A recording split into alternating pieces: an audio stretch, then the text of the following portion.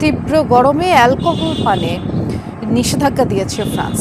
স্বাস্থ্য ঝুঁকি বিবেচনায় এই সিদ্ধান্ত নেওয়া হয়েছে, তা উপেক্ষা করেই মদ্যপান চলছে, যার কারণে পানি শূন্যতা, হিটস্ট্রোক সহ নানা জটিলতায় হাসপাতালে ভিড় বাড়ছে।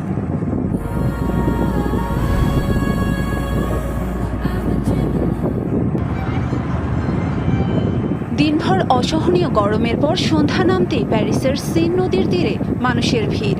উদ্দেশ্য একটু ঠান্ডা বাতাসে শরীর জুড়িয়ে নেয়া। কেউ বন্ধুদের সঙ্গে গল্প করছেন, কারো হাতে কোমল পানীয়। অবশ্য অ্যালকোহলের বোতলও কম চোখে পড়ছে না।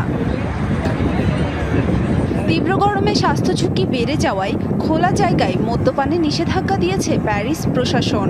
শরীরে অতিরিক্ত অ্যালকোহল প্রবেশে পানি শূন্যতা, হিট স্ট্রোক সহ নানা ধরনের জটিলতা নিয়ে হাসপাতালে ভর্তি হচ্ছে মানুষ। সেই কারণেই এই কড়াকড়ি। অবশ্য সরকারি নির্দেশনা মেনে চলতে আগ্রহী নয় অনেকেই। গত কয়েকদিন ধরেই আমরা অফিসে বা বাড়িতে প্রায় বন্দি অবস্থায় সময় কাটিয়েছি, তাই বাইরে বেরিয়ে একটু খোলা হাওয়ায় নিঃশ্বাস নেওয়ার প্রয়োজন অনুভূত হচ্ছে। আর উপভোগ করার জন্য ছোট এক গ্লাস অ্যালকোহলের চেয়ে ভালো কিছুই হয় না। দুঃসহ গরমে গৃহহীন মাদকাসক্তদের নিয়ে বিপাকে জার্মানি।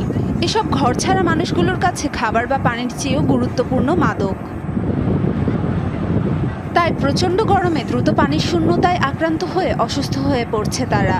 বাড়তি চাপ তৈরি করছে হাসপাতাল কিংবা আশ্রয় কেন্দ্রগুলোতে।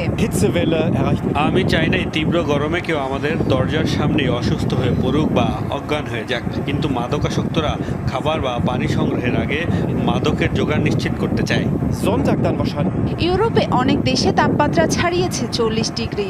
এই পর্যন্ত প্রাণহানির শিকার 3 শতাধিক মানুষ। চিকিৎসকদের আশঙ্কা তাপপ্রবাহে আরও বাড়তে পারে মৃত্যুর সংখ্যা। আয়শা রেজওয়ানা, যমুনা নিউজ।